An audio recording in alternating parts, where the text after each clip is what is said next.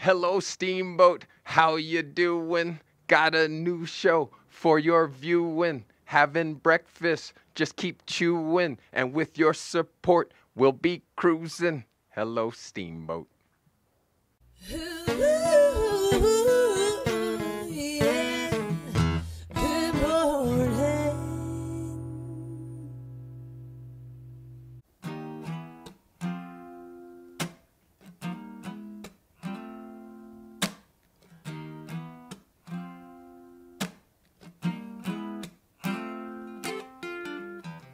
After all the jacks are in the boxes, and the clowns have all What's going on, everybody? My name is Nick Lagorga. I'm here practicing another song for my show on YouTube, Good Morning Acoustics. You can follow me on Instagram at Good Morning Acoustics, or you can give me a like on Facebook at Good Morning Acoustics. Thanks for watching.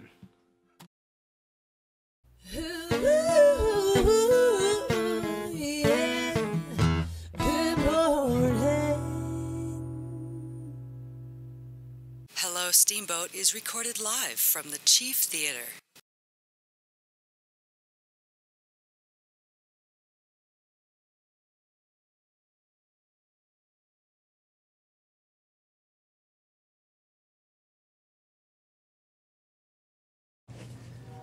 Thank you, Dr. Strange. He can manipulate time, if you were wondering. Hello, Steamboat. It's me, TC. Surrounded by greatness from the Tennis Center. Phil Conway, Aaron Johnson. Welcome, newbie. Thank you. 2 weeks we've had you? About 2.5 weeks, yeah. How'd he do it? What did he do? Well, the Schuling family, I have to thank them quite a bit. Okay. They were the ones looking for someone else to hit with. Yeah. So they were contacting some other pros down in Denver, and then so I was the one of them who only said yes. And I would come up and hit with them, stay with the family, and when I did that, I was able to get in contact with Bill. Yeah. We had a quick kind of conversation. It was kind of a win-win situation where he wanted me up here, I wanted to be up here. And Yes. he was in need for someone kind of like me to take over the high performance program for Right. him and everything like that. How old are you? I'm 25. Yeah, exactly. He likes to run. I avoid it. Thank you. Well done. Well done. How did you saw him hitting? How did you? What has he got that helps out for our center here? The biggest thing that Aaron brings is just amazing positivity to the center. Perfect. And I hate to say it, there's times you get where you've done it so much, you lose that zest. Yes. Of, yeah, this is great. This is this. And Aaron brings that tenfold. The other thing is he's quite an amazing tennis player. Sure. He really is. And what has happened is we've been fortunate enough to bring our junior program up to a level where we have 2 or 3 kids that are not, there's not really anybody for them to hit with. Right. So we need someone like Aaron to kind of keep them in check when we're playing. And you do. I do, yeah. Yeah, he does. It was, when I first met Aaron on the court for how he handled himself, it was when the assistant director position came open, I didn't even put out a job application. I just called him. That's like, you want the position. And it was for how well he handled himself on court, his demeanor with the public, and just, like I said, how great of a coach he really is. Excellent. Teacher. So tell me what you're seeing here with the youth that you think you're going to be able to expose and show people. A lot of athletes and a lot of potential. Yes. Steamboat's a town full of athletes, and that's what tennis takes. Yes. So there's always potential for having a really nice tennis program in this town because it's just full of athletes. Yeah.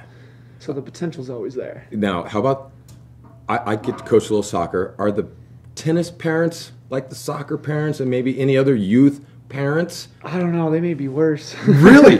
Now, hold.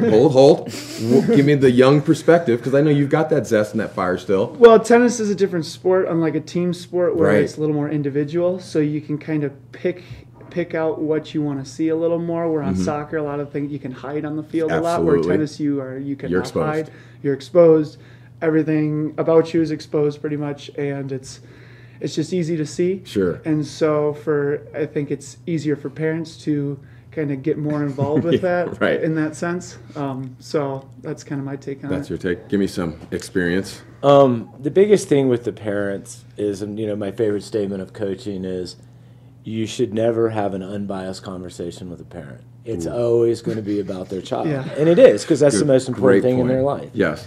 And when the thing of coaching you know, like say you're coaching soccer, you're on a field, the parents are in a bleacher. Yeah, we keep them on the other side now. Yeah.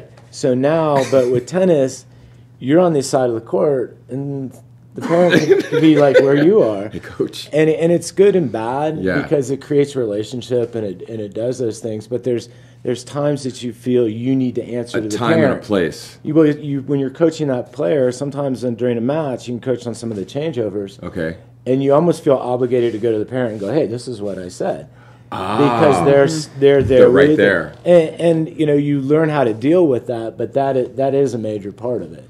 Do the parents, before getting to you guys, are they hitting with their kids and trying to coach them, or do they see if they have potential and they go, well, we got to get you over to Bill and Aaron? It's a little of both, because some parents don't grow up playing. Right. Some parents do, and so they try to take over by coaching their kids. Okay. So I don't know. It's just kind of a case by case bias. Sure. in that sense. Same thing? Yeah, same thing. And you know, you have to have the parent support because Absolutely. you know, a lot of times, especially in tennis, we're a surrogate family, that center. Sure. For these parents. So we have to have this dialogue, we have to have their buy-in, and we have to buy into what they want to do also. Right. And you know, sometimes the hardest part of with the parent is knowing what pathway that athlete wants to go on. Do they want to stay recreational? Do they want to play in college? Right. Do you know, or you know, we have a couple kids on the high school team.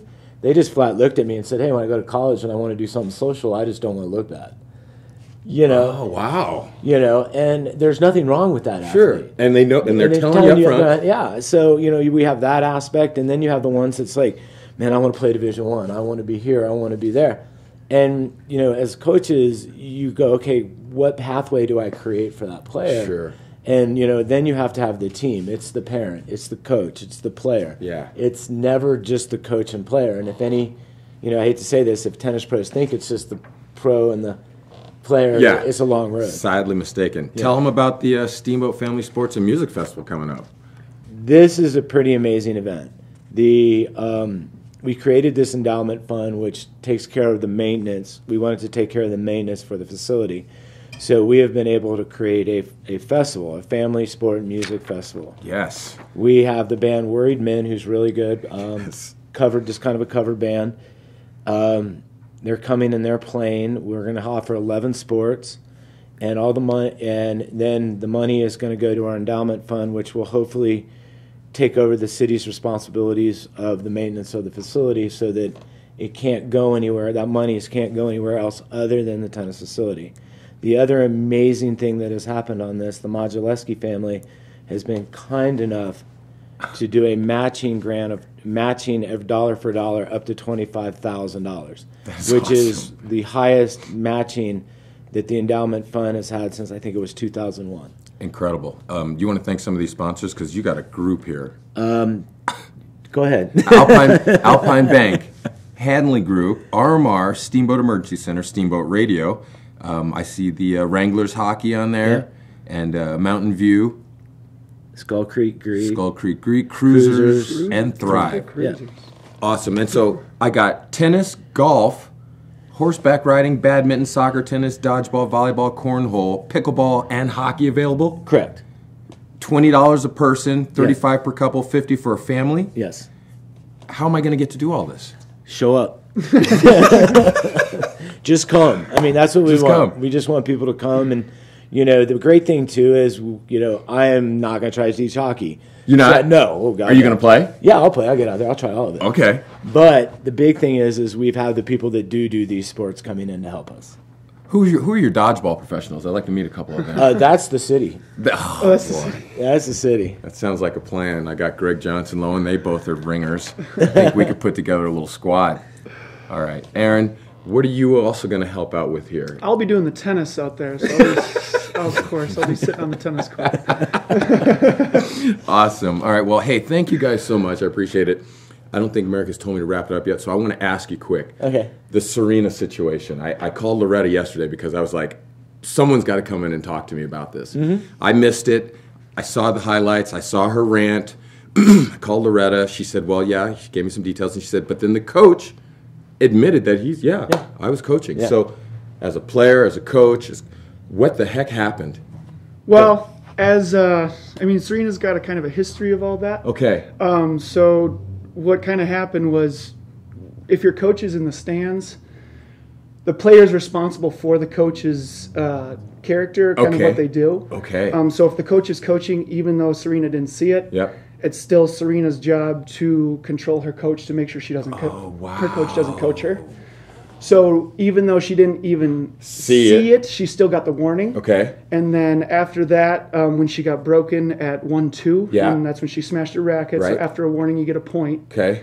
And then she continued. And then so because she got that point penalty, she didn't feel like she had received the warning because she didn't feel like she had been coached. Because I heard that there should have been a warning. So that's why there was the disagreement. That's why she kept going back to the umpire, and she kept arguing with the umpire. And through a couple changeovers, she kept arguing, kept berating, pointing her finger at him. Yeah. And so it wasn't the fact that she called him a thief that just pushed it over the edge. It was the 5 minutes of berating before that kind of led up to that game penalty. So if she would have just kind of stopped and just been like, all right, my coach was coaching, I smashed the racket, point penalty, all right, get over it. And she knows she's responsible for coach's actions and demeanor, etc., right? I would hope so. Yeah, she's kind of been in the game that long. I really hope so. And Aaron's absolutely right. And it comes to the point of, these are the rules. That's it. Mm-hmm. And that's what, sports are very stringent about rules. Yeah. And I honestly believe everything being, the one I feel most sorry for is Osaka. Absolutely. This is the opportunity of a lifetime to beat she beat a legend. The U.S. Open Championship. She beat a legend, and because of Serena's behavior, she literally apologized for winning. Mm-hmm. Yeah. Come on. That's... And to Serena's credit, that's where she did the best. She told the crowd, she did at that acceptance She speech. did that, but, how unfair. Awful. And if you look at Serena's history, she had a very similar situation about 4 or 5 years ago with Kim Clijsters. Right. That was 2009. Yeah. 2009. Okay. 2009, she caught on a foot fault. Yep. Snapped. Lost it. Got a game penalty. Yep. Clijsters cruised. Yes. So Serena's, how she holds herself as an athlete, sometimes the competitiveness and the drive she has, I think sometimes is her detriment. Absolutely. Because it's like, turn that switch off. And you have to know where, and officials are different. God, look at a basketball game. If you look at the NBA, it's officiated different every game. The players know this official. Fognini got thrown out by this guy. Who was a while back. This is the rules, I follow the rules, I really don't care who you are, these are the rules. And there's nothing wrong with that, but you need, as an athlete, you need to know what your officiating is going to be like. Do you ever, as a player, have to control your coach? Not well, because the only time I really had a coach was in college, and in college you're allowed to get coached. So it's actually allowed. So like on changeovers and stuff. So you didn't really have that necessarily issue. Sure. So it's mostly where you get into the pros where they're not allowed to coach on court. Okay.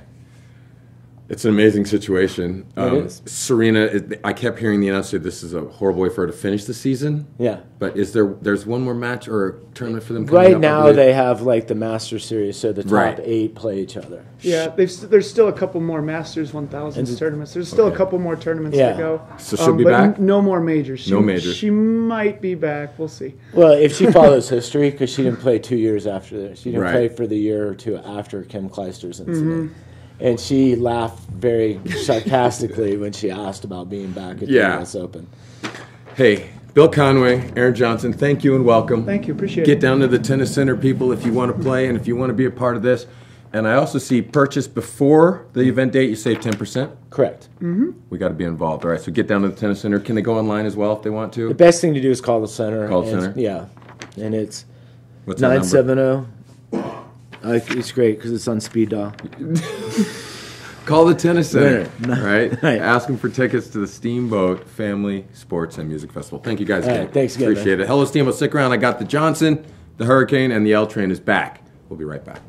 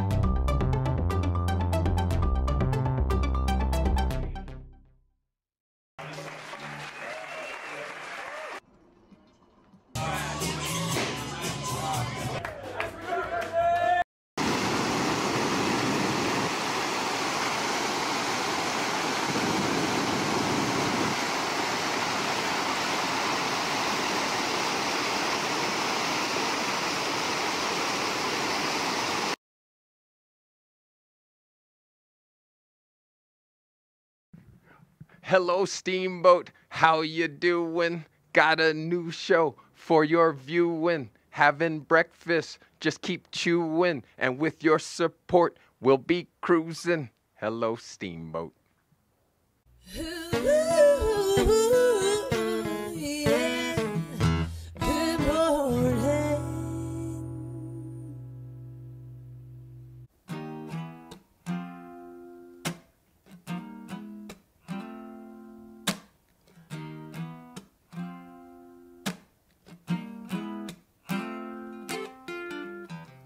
After all the jacks are in the boxes, and the clowns have all stacked. What's going on, everybody? My name is Nick Lagorga. I'm here practicing another song for my show on YouTube, Good Morning Acoustics. You can follow me on Instagram at Good Morning Acoustics, or you can give me a like on Facebook at Good Morning Acoustics. Thanks for watching.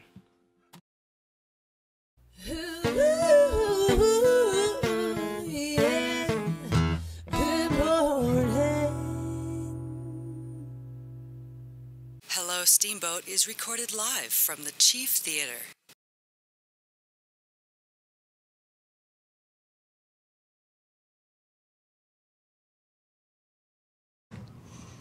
Thank you, Dr. Strange. Hello, Steamboat. It's me, TC. It's me, Lauren Epstein. It's the Hurricane, Greg Johnson. He's back. We got them both. I don't even know where to start. I want to start with you. Guy to guy. Health, head, you all right? Yeah, I'm good. You are? Yep. We talked about it a month or two ago before football started. You're telling me how you know guys in the concussion protocol system. Give me what happened, how you felt, how you overcame it. Yeah, this is my fourth concussion. This is my fourth concussion, so Okay. it wasn't anything special. I didn't get laid out. I didn't lay anyone out. It was just a regular tackling drill during defensive practice, and I didn't hit my head against anyone. I tackled the kid, and then my head hit the ground pretty hard, and I got up just feeling a little dazed. I kept practicing, got hit a couple more times, which isn't good at all. And finally, I pulled myself out of practice. So now I always trainer around the pitch. Anyone looking at you going? Yeah. There's a trainer there. Okay. Always. So we did the hey, you good? You said yeah, I'm good. I'm going to stay on. Mm-hmm. And then you felt it escalate. Yep. A little bit. Yeah. And then what? What? Give me. Then I just thought.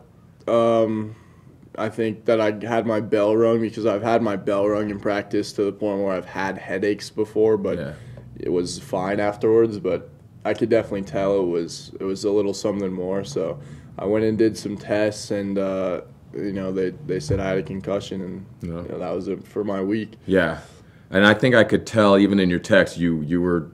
Is it mentally you're like crap, damn.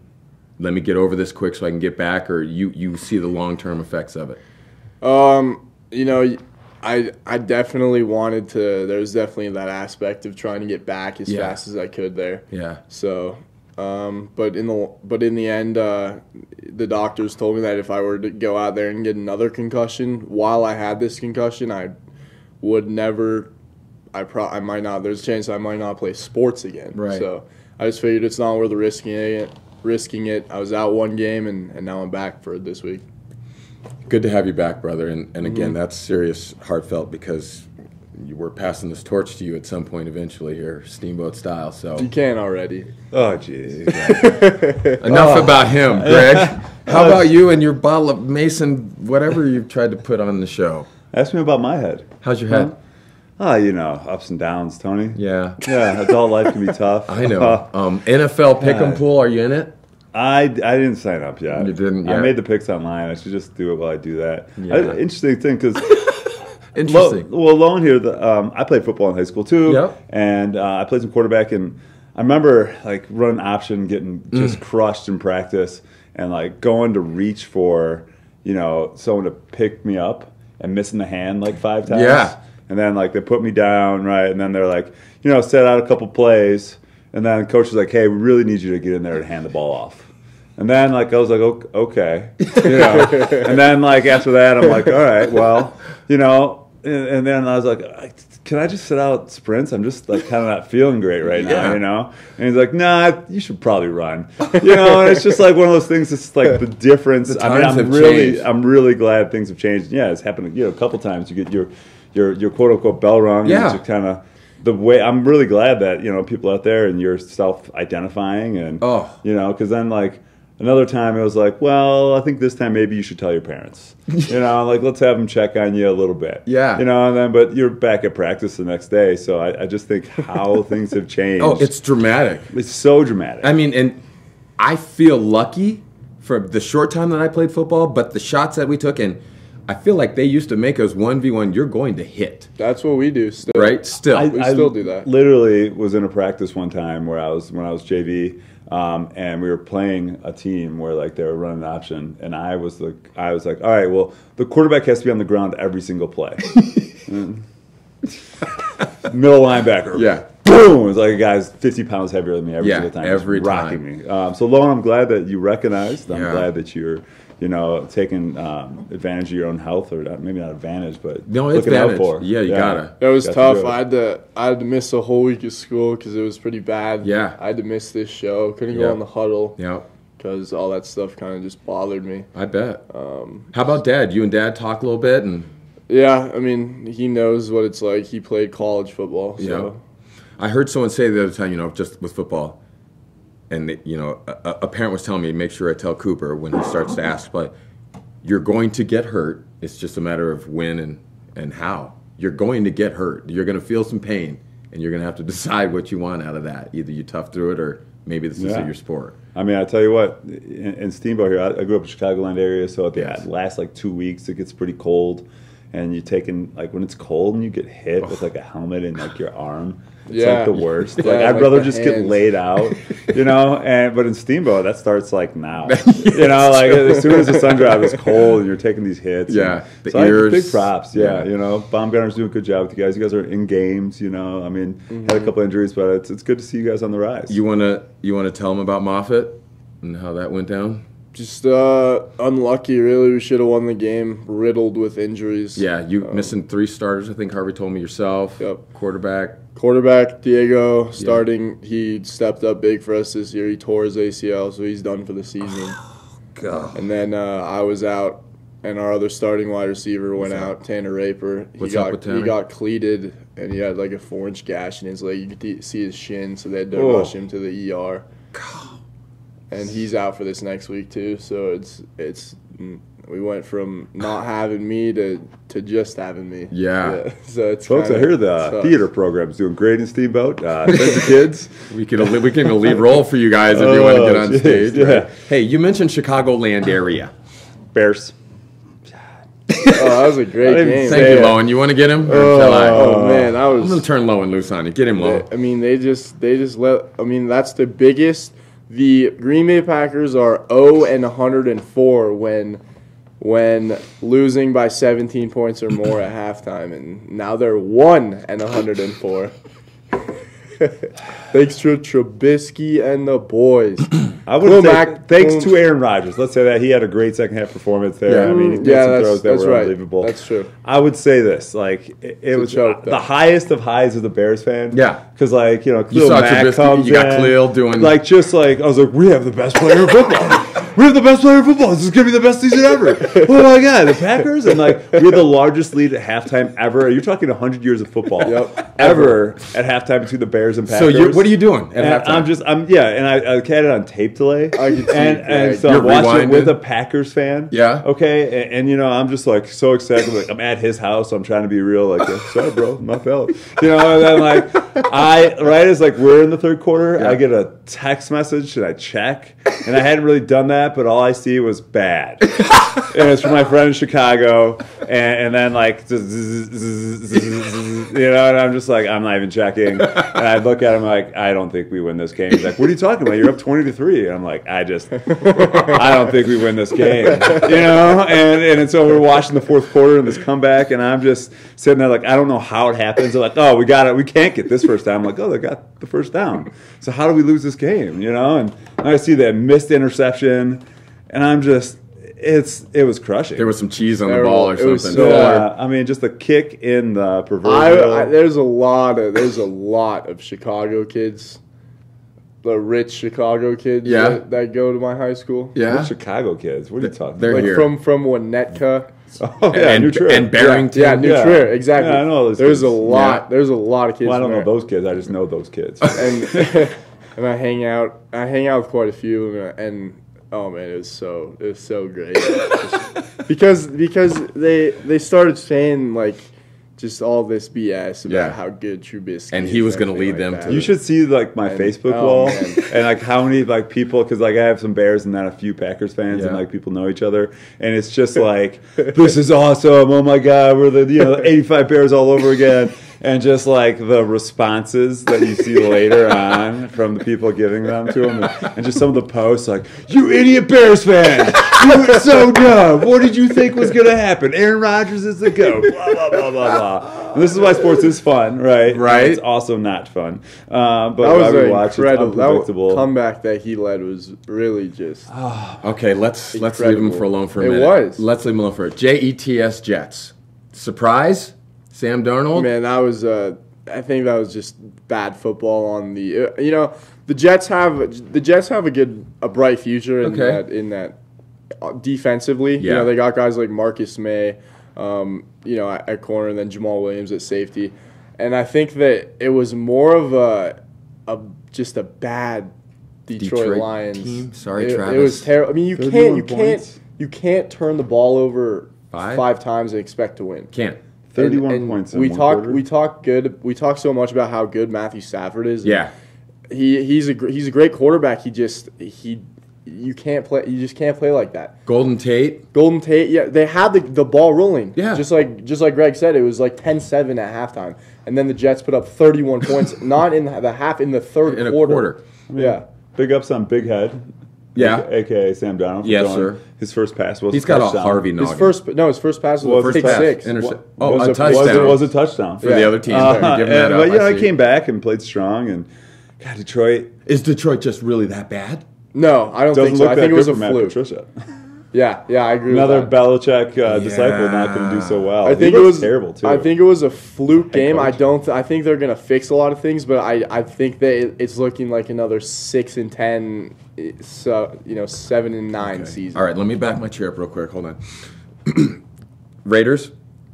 Man, Oh man, I told you that end Tony. pick six there. I told you. I said that I thought they were going to be good before the trade and, Oh, now okay, and yeah. everything Sorry, else. So, you yeah. can just make excuses, but yeah, I said get it I said now. the Raiders were gonna be bad before the trade. Yeah, and I And mean they Carlet's were. pretty good until he threw a pass to Directly. well, just like he That threw thing that over the there. first Like, one. yeah. It was just like, let me just Like, throw this ball Yeah, in the middle of the field to nobody. Yeah. And I was like, not out of bounds, not to a could've made that person. play. And did you see Chucky go?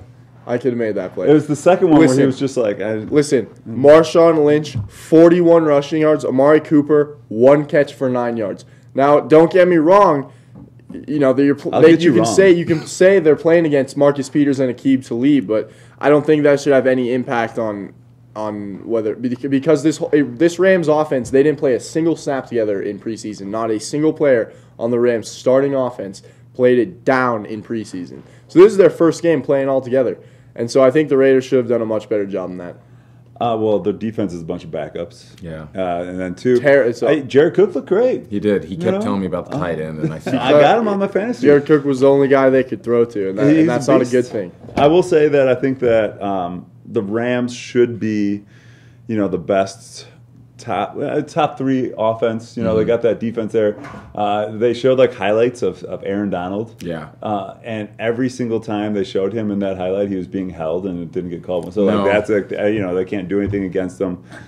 When it comes down to it, I really think that the Rams are going to be a 13-3 type team. I'm not Yeah, I going to say agree. that they might be a Super Bowl. Are they a year away still? A year of last year, they're maybe 2 years. This year, we'll see. But you got some other things to plug. So I'm going to let you stop because we'll pick this up tomorrow in the huddle. Hey, don't forget about the Steamboat is magic. It's coming up in September. It's September here, okay? You got the magic. You can get the Magic Pass. Go to steamboattheater.com to pick up these tickets. and or give the chief a call, and he'll get you set up. You guys, thank you. I appreciate it. The knowledge. Lowen, again, welcome back. Yeah, I appreciate you having me. Please stay safe. And if you do get dizzy, go sit down and rest, right? Don't Dark push it room. any further. I can't miss 2 weeks in a row, Tony. You can, because we'd rather have you the rest of your life if you don't mind. Cool? Hello, Steamboat. Thank you, Rick and Rock, Facebook, YouTube, Chief of the Chief. We'll see you tomorrow. Keep it Steamboat.